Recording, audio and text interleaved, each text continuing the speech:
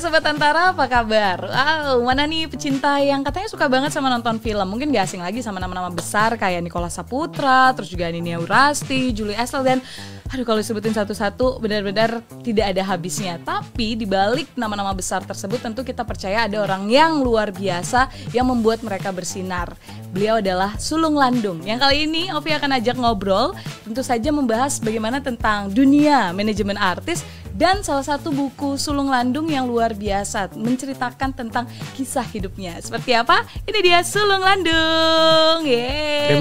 Terima kasih. Wow, ini orang yang sibuk banget ya. Karena kan artisnya sibuk, manajemennya juga pasti sibuk dong. Lumayan lah, ada yang dikerjakan lah pokoknya. Betul. Seperti itu. Tapi mending ya sibuk daripada nggak ada ngapa-ngapain kan, Mas Sulung? Benar, itu paling benar. Pokoknya kalau ada yang dikerjakan kita bersyukur aja sih. Amin. Nah, ini yang buat aku bersyukur bisa ngobrol sama Mas Sulung banyak banget, terutama kekepoan aku nih. Mungkin kalau pertanyaan basic adalah Mas Sulung kok bisa ya membesarkan nama-nama besar itu. Tapi sebenarnya pertanyaan aku simpel, Mas Sulung. Kenapa bisa ada di industri ini? Ya, terima kasih sebelumnya Ovi, terima kasih diundang, terima kasih untuk podcast Jelajah Cerita. Jadi sebenarnya kalau ditanya ya bagaimana saya bisa terjun jump in di industri hiburan, sebenarnya berawal itu sesederhana gini, Vi. Sebenarnya saya masuk ke industri ini juga bukan di umur yang sangat muda gitu loh. Jadi di umur udah early 20s saya baru masuk ke industri ini. Nah, kemudian awalnya itu saya nggak ada blueprint. Kan biasanya orang kalau mau masuk berkarir itu kan mereka biasa udah ada blueprint ya.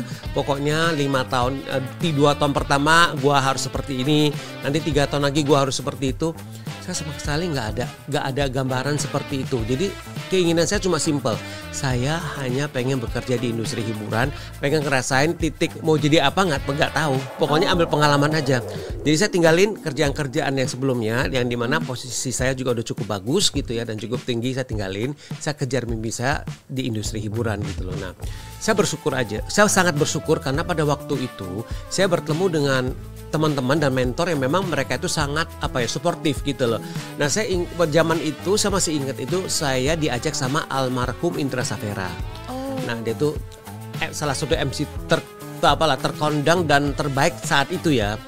Nah, saya diajak untuk bekerja untuk bantu di perusahaan dia namanya IP Entertainment pada waktu itu. Nah, di sana itu ada beberapa divisi, ada divisi artist management, event organizer, training school, dan TV production. Nah, saya beruntung karena saya sempat merasakan di semua divisi itu, jadi saya di rolling gitu loh. Nah, setelah saya di rolling pada akhirnya itu saya ngerasa bahwa yang paling pas adalah artist management. Nah, jadi dari sana saya udah mematapkan hati, kayaknya satu hari gue pengen jadi manajer artis deh, seperti itu. Nah, di sana gue 3 tahun, habis 3 tahun dari sana kemudian diminta untuk sama Look Models. Pada waktu itu Look Models itu dia itu adalah salah satu perusahaan modeling agency paling besar pada waktu itu ya. Nah, mereka pengen bikin talent agency. Nah, mereka minta saya, lu bisa tolong bantuin nggak untuk set up talent agency. Saya ngerasa ada tantangan baru kan. Saya pindah ke sana, saya set up divisi talent agency-nya. Waktu itu ada beberapa talent yang saya ajak bergabung. Saya ingat pada waktu itu ada Dian HP, musisi, ada Cathy Sharon. Waktu itu dia udah di Look Model sebagai model, tapi saya lihat dia punya kemampuan untuk MC dan jadi presenter, saya tarik dia ke sana. Ada Dewi Gita, waktu itu juga saya minta dia join, seperti itu. Nah, saya di sana 2 tahun.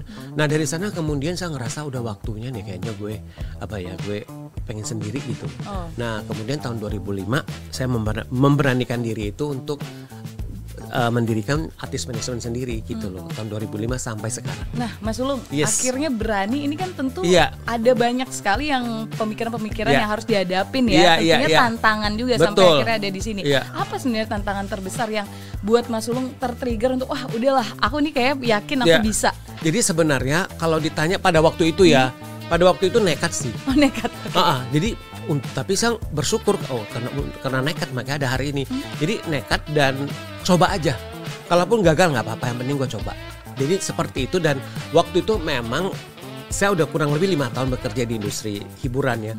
Tapi kan masih belum banyak orang yang tahu juga sebenarnya, ya kan? Belum banyak orang yang tahu juga. Kemudian relasinya juga belum terlalu banyak, dan tahun 2005 itu saya mulainya juga kan nol, nggak ada pengalaman, bukan nggak bilang nggak ada pengalaman, koneksinya juga kan belum terlalu banyak. Waktu itu juga saya masih ingat kok, untuk untuk kantor administrasi, kantor admin gitu, saya itu nebeng di ini kok, di sekolahnya Dian HP. Kebetulan pada waktu itu Dian HP itu dia punya sekolah musik. Nah kemudian dia ada satu ruangan kosong, jadi waktu itu saya ngomong ke Dian HP, Bu, saya kan mau bikin sendiri nih, sewa ya ruangannya ya, kayak gitu ya. Gitu saya sewa ruangannya. Nanti sampai saya udah jalan, udah oke, nanti saya baru pindah. Terus dia sampai bilang udah lu pakai aja. Lu selama lu mau pakai, lu pakai aja, nggak usah bayar uang sewa. Pokoknya lu bayar aja listrik sama AC. Udah, nanti kalau lu ngerasa udah mau pindah, lu pindah aja. Jadi berawal dari sana sih, satu ruangan kecil gitu, sama ada satu orang admin. Jadi saya mulainya dari sana sih, Vi. Hingga akhirnya sekarang sudah ada belasan artis yang dipegang sama Mas Sulung. Mas Sulung, Yes. ini kan memegang belasan artis. Iya. Berapa totalnya, Mas? Kurang Kalau lebih sekarang? ada 15, saya handle 15 15 talent. nama-nama luar Iya. biasa. Ini pasti ada, maksudnya ada ups and down-nya ya. Pasti selalu pasti seperti itu. Ada di industri ini apa sih ups and down yang harus Mas Sulung hadapi? Jadi sebenarnya ya, kita kerja kan sama seperti hidup ya. Karena nggak pernah selalu ada mulus-mulus saja, nggak pernah baik-baik saja kan gitu. Selalu ada up and down ya. Pros and con-nya kan selalu ada. Memang waktu pertama kali tahun 2005 waktu saya mendirikan Artis Management, saya udah siap dengan seperti itu. Nah kalau ditanya apa aja ups and down-nya itu banyak sekali. Tapi maksudnya itu memang adalah bagian dari pekerjaan. Kita bicara apa dulu? Ups-nya dulu lah ya. Kalau kita bicara ups, seperti contoh waktu saya menemukan Ben Joshua, Dion Yoko, waktu itu kan mereka kan masih belum jadi siapa-siapa di industri hiburan kan. Itu kan mereka masih raw sama sekali, masih baru sama sekali. Kemudian saya yakinin mereka, ayo coba, lu mau coba nggak jadi aktor apa? Saya yakinin sampai akhirnya itu mereka berani untuk berkarir, dan sampai sekarang mereka sampai di posisi seperti hari ini. Itu kan perjuangannya cukup panjang, berdarah-darah ya. Berdarah-darah. Nah tapi melihat itu kan itu satu kebahagiaan luar biasa. Atau misalkan saya lihat talent saya paling baru, Julio Parengkuan, itu juga pertama kali saya yakin, ayo yuk kita mulai yuk gitu, kita mulai, kita coba yuk kayak gitu. Sampai akhirnya dia punya keberanian, dia punya keyakinan untuk dia masuk.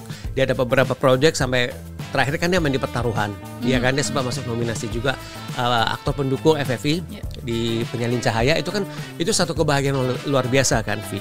Nah itu kita bicara satu hal yang enak, satu hal yang mengembirakan seperti itu. Nah down-nya seperti apa? Down-nya banyak. Ambil contoh, misalkan kita sudah sama talent kita itu, kita udah pengen nih, oke, kita kayaknya project ini kita bisa dapat, contoh ya, project ini bisa dapat, apakah itu project iklan, apakah itu project film atau series. Tahu-taunya mungkin ada cerita berubah, ada kandidat lain yang dapat, bukan talent kita, orang lain. Itu pasti ada satu hal yang nggak enak, karena kita sama-sama kan, baik saya maupun talent saya kan sudah expect, oke, ini kayak kita bisa dapat, tapi kita nggak dapat. Jadi kan satu hal yang nggak enak. Kemudian udah, selain itu juga satu hal juga, kerjasama sama talent itu kan bagaimanapun juga itu kan gak akal, kita harapannya kan bisa terus dong, bisa panjang. Memang sampai sekarang saya bersyukur kerjasama saya dengan mostly talent saya itu semuanya panjang. Dengan Vino G. Bastian dari tahun 2009 sampai sekarang, dengan Cathy Sharon dari tahun 2005 sampai sekarang, Dian HP juga seperti itu. Nah tapi ada juga dengan talent yang cuma kita kerjasama cuma setahun selesai, atau 2 tahun selesai gitu loh. Nah walaupun itu datangnya dari pihak saya untuk tidak melanjutkan kerjasama, Vi, tapi itu tetap aja ada rasa sedih, ada rasa kehilangan. Nah itu sebagai seorang manajer artis, ya kita harus menerima itu. Kita harus menerima itu, udah jadi satu paket. Kalau gak mau terima itu ya jangan jadi manajer artis gitu sih. Harus siap ya. Harus siap. Tapi sebagai manajer artis yang bisa saya katakan sudah sukses ya Mas Sulung ya. Ini Mas Sulung tidak pelit untuk berbagi ilmu. Bahkan kan harusnya kan di-keep aja ya biar saya sendiri yang sukses. Tapi Mas Sulung akhirnya merilis 3 buku beberapa tahun terakhir tentang manajemen artis 101. Betul. Ini kenapa kepikiran Mas Sulung? Jadi gini, Vip. Kalau selama ini sekali lagi berdasarkan pengalaman saya juga. Saya kan kebetulan saya termasuk tipe orang yang suka baca. Jadi saya memang suka baca, saya selalu mencari literasi soal artis manajemen itu seperti apa. Dan juga buku-buku yang bisa menunjang pengetahuan saya sebagai seorang manajer artis gitu loh. Nah saya selama ini kalau saya ke toko buku atau saya pengen cari buku tentang manajemen artis dalam bahasa Indonesia itu nyaris gak ada. Sebenarnya itu yang men-trigger saya, Vi, bahwa masa sih gitu loh, masa industri hiburan di Indonesia itu sekarang kan sangat amat berkembang ya kayak gitu loh. Masa sih nggak ada buku ataupun literasi tentang artis manajemen sih seperti itu, nggak ada. Sekolah tentang bagaimana untuk bisa menjadi manajer artis juga kan nggak ada gitu kan. Itu yang men-trigger saya, kayaknya saya pengen berbagi deh, saya pengen nulis gitu loh. Sesimpel itu sih. Akhirnya saya niatin untuk nulis buku gitu loh, walaupun memang pada awalnya nggak gampang prosesnya dan juga belum tentu penerbit mau nerbitin gitu loh, karena mungkin dipikirnya juga nggak terlalu komersial kali, kan sangat niche, sangat spesifik kan topiknya kan seperti itu. Nah saya beruntung ternyata ada penerbit yang berespon dengan baik. Jadi yang pertama itu adalah MRA Publisher, buku pertama. Buku kedua, buku ketiga saya diterbitin sama GPU, Gramedia Pustaka Utama. Saya sangat bersyukur. Nah, jadi sebenarnya seperti itu. Jadi tujuannya adalah saya pengen ada literasi tentang artis manajemen, dan saya pikir kenapa sih nggak sharing aja? Karena apa? Karena saya ngerasa mungkin di luar sana banyak yang pengen jadi manajer artis, cuma mereka belum tahu step-stepnya seperti apa. Mungkin terutama dari teman-teman dari kalangan millennials atau Gen Z, mereka juga pengen tahu kali mungkin ya pekerjaan sebagai seorang manajer artis seperti apa sih. Nah saya pikir kenapa saya nggak berbagi sih? Nggak ada salahnya saya berbagi kok. Itu adalah, nah sekali lagi itu adalah, kalau buat saya itu adalah give back saya. Itu adalah dharma. Saya yakin Ovi ngerti kata-kata dharma itu. Itu adalah dharma saya ke industri hiburan Indonesia, karena mereka udah memberikan begitu banyak privilege, mereka udah bisa memberikan begitu banyak kemudahan buat saya sama talent saya. Masa saya nggak mau give back sih? Masa sih saya nggak mau memberikan dharma saya ke industri hiburan kan? Betul. Saya mulailah proses itu sampai sekarang. Nah, saya bersyukur bahwa dari buku pertama sampai buku ketiga itu sambutannya juga cukup bagus sih. Nah, ini itu. Akhirnya ada 3 ya kalau kita bahas lu buku sebelumnya. Akhirnya ada 3 yang membuat saya juga cukup kaget. Banyak sekali hal yang akhirnya dieksplor dan mungkin Mas Sulung sendiri mendapatkan feedback yang sangat luar biasa dari orang sekitar. Seperti apa, Mas? Jadi sebenarnya saya pengen ini juga ya, saya pengen tegaskan juga bahwa buku yang saya tulis dari buku pertama sampai ketiga itu adalah pengalaman subjektif saya sebagai seorang manajer artis. Jadi yang saya cerita itu adalah pengalaman saya, hal-hal yang saya alamin, hal-hal yang saya lalui sebagai seorang manajer artis bersama dengan talent saya dan juga dengan interaksi dengan klien seperti itu. Jadi saya cerita di buku-buku dan 3 buku itu semuanya saya ngomongin apa yang saya hadapin dan apa yang saya alamin seperti itu.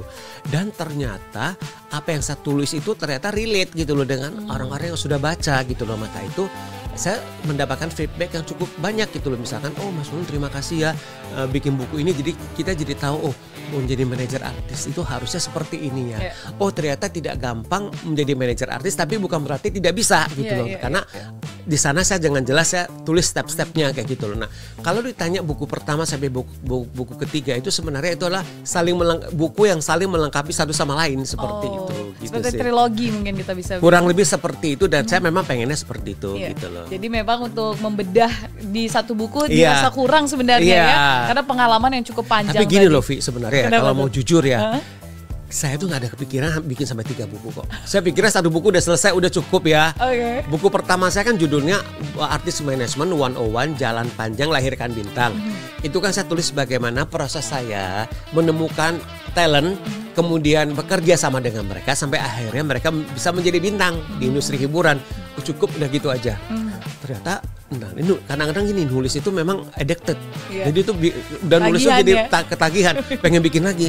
Terus kayaknya harus nulis lagi deh gitu ya. Coba lagi. Oke, topiknya apa ya? Akhirnya keluarlah buku kedua, Artist Management 101, Kisah di Balik Panggung Hiburan. Jadi saya cerita tentang behind the scene lah, seperti apa kan. Kadang-kadang orang cuma lihat depannya doang kan. Gemerlap, glamor, gitu indah. Tapi cerita di belakangnya seperti apa? Saya cerita gitu loh. Lalu buku ketiga yang saya rilis di tahun 2021 Desember itu Seni untuk Menjadi Yang Terbaik di Industri Hiburan.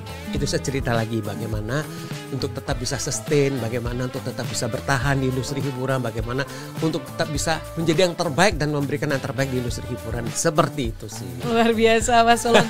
Mas Sulung nih saya sering baca kalau di berbagai media, mata tajam Mas Sulung yang bisa menemukan banyak bintang ya kan. Tangan dingin Mas Sulung yang akhirnya menghasilkan bintang-bintang luar biasa. Tapi di balik keceriaan Mas Sulung seperti ini, kita disuguhi dengan buku baru yang katanya menceritakan perjalanan sedih seorang Mas Sulung. Ini kok kayak kontradiktif ya Mas Sulung ya.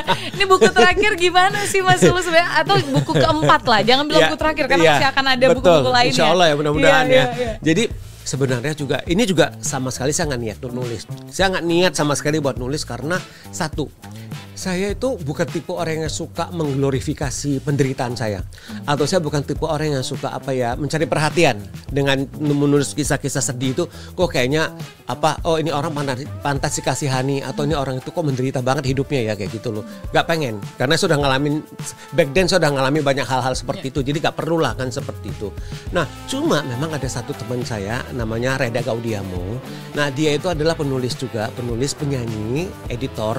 Saya sama dia kebetulan berteman cukup lama dan sangat dekat kami. Pernah ada satu waktu 2 tahun yang lalu nih, Mbak Reda itu ketemu saya, ngobrol. Jadi kita ketemu lah gitu loh. Kita meet over coffee, kita ngobrol. Dia bilang, "Lu, gua kan lihat di feed lu ya, hubungan lu sama nyokap lu tuh kayaknya manis ya," dia bilang kayak gitu. "Lu gak pengen nulis buku tentang hubungan lu sama nyokap lu yang biasanya saya panggil ibu saya itu Nyonya Ai gitu loh." "Enggak lah Mbak," gue bilang gitu. Terus satu gue bilang, yang Mbak Reda lihat itu adalah cerita manis di mana kami berdua sudah bisa berdamai. Sebelum itu enggak, gue bilang kayak gitu. Terus Mbak Reda ngomong, lu gak pengen cerita mulai dari saat hubungan kamu sama ibu kamu yang nggak baik-baik saja sampai yang sekarang? Enggak sih Mbak, selesai kan, udah nggak saya pikirin lagi nih Vi.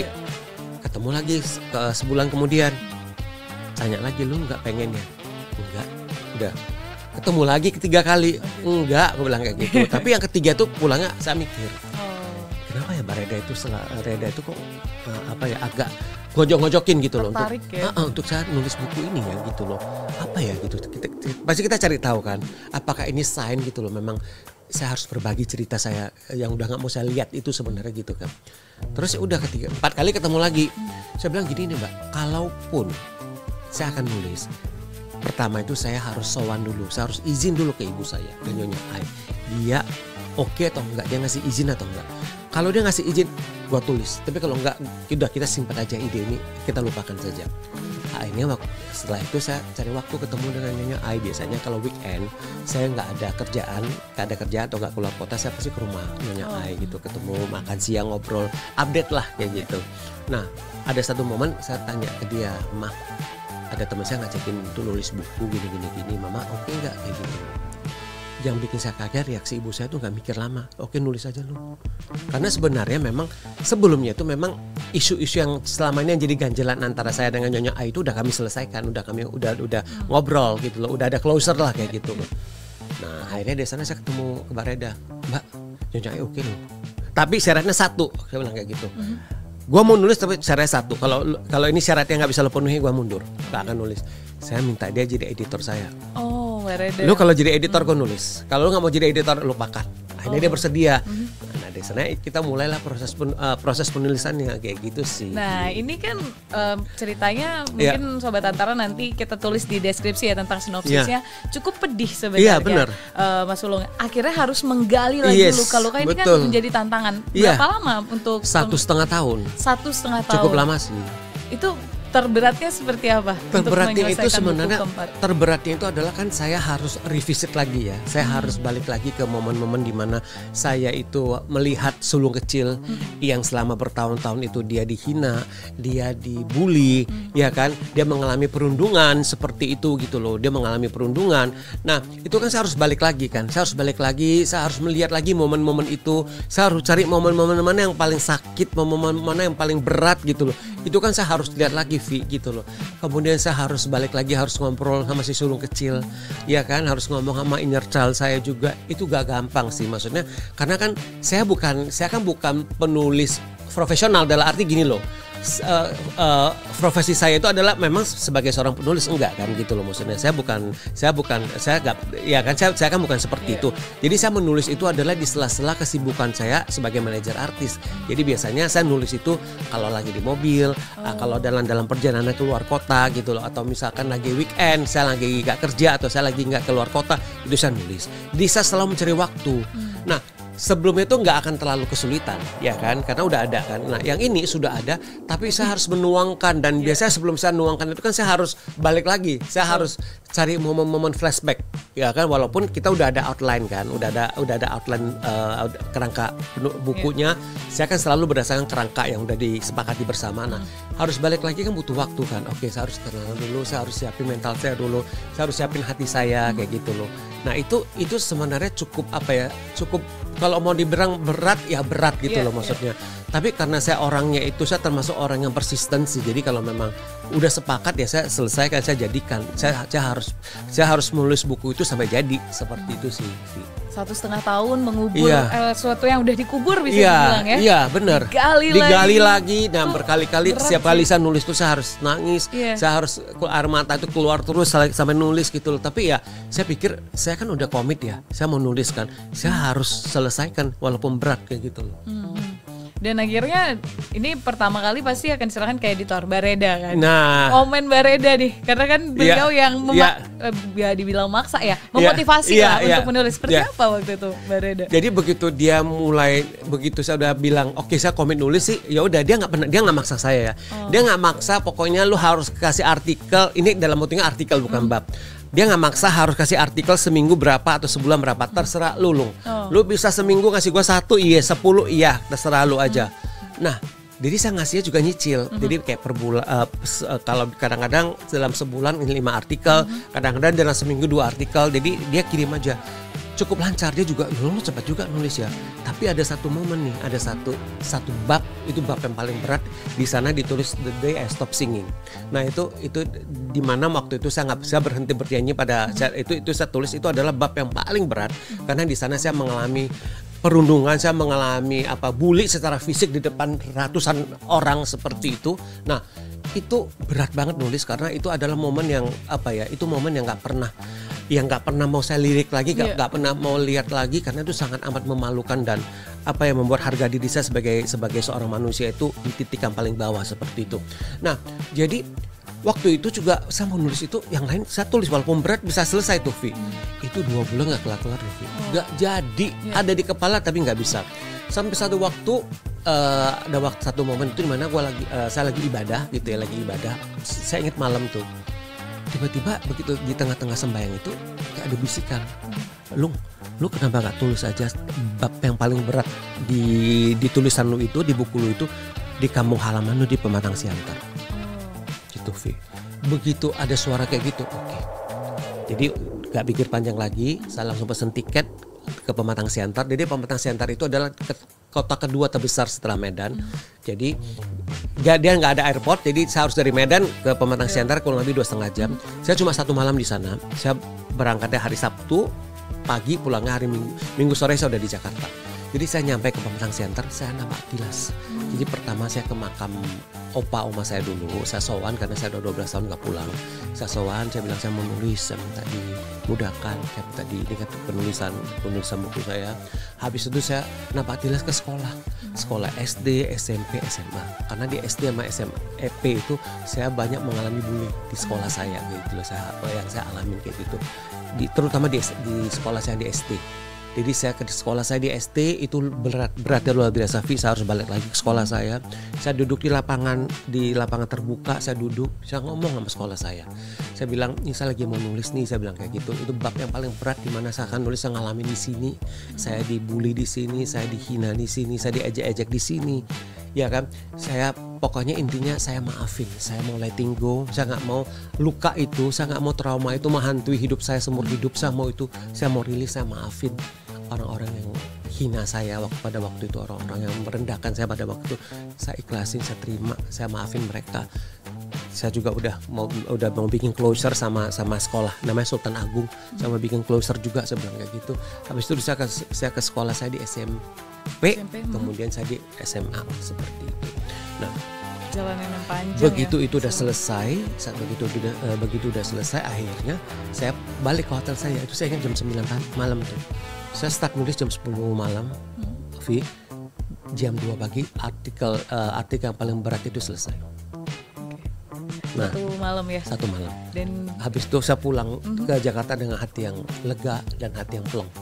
Seperti itu. Itu cara Mas Sulung memang berat sekali untuk menuangkan ya, membutuhkan maksudnya 2 bulan yang ternyata bisa diselesaikan satu malam. Itu juga dengan proses yang berdamai. Ini hal dan berdamai. saya harus yang balik ke kampung halaman saya nulis artikel itu. Dan saya nggak bisa berkata-kata lebih banyak lagi Mas Sulung, karena mungkin buku ini yang akan menjawab semuanya ya.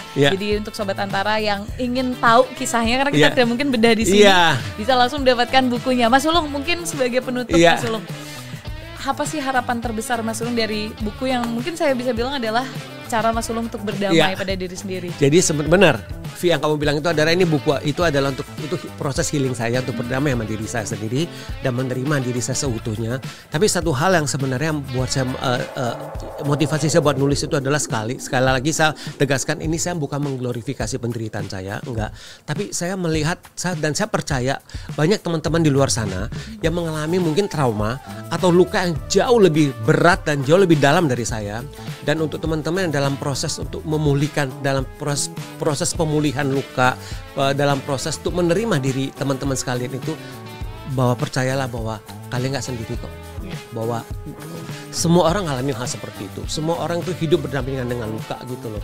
Nah, tinggal bagaimana kita mau nggak berdampingan, kita mau berdampingan dengan luka yang kita hadapin, kita mau menyelesaikan, mau menyembuhkan atau enggak. Nah, kalau saya memilih saya mau menyembuhkan luka itu, saya memilih saya mau berdamai dengan luka itu.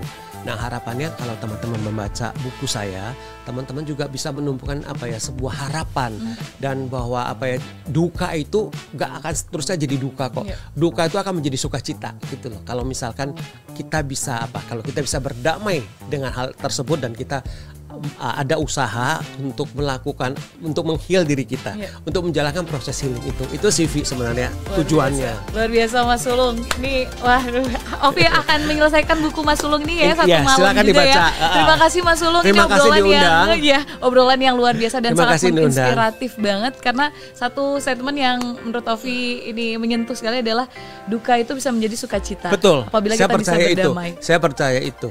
Dan Sobat Antara, jadikanlah duka yang mungkin saat ini masih terpendam menjadi sebuah sukacita apabila kita bisa berdamai dengan diri sendiri.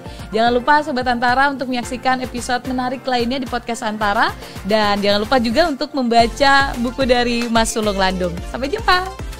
Terima kasih sudah diundang.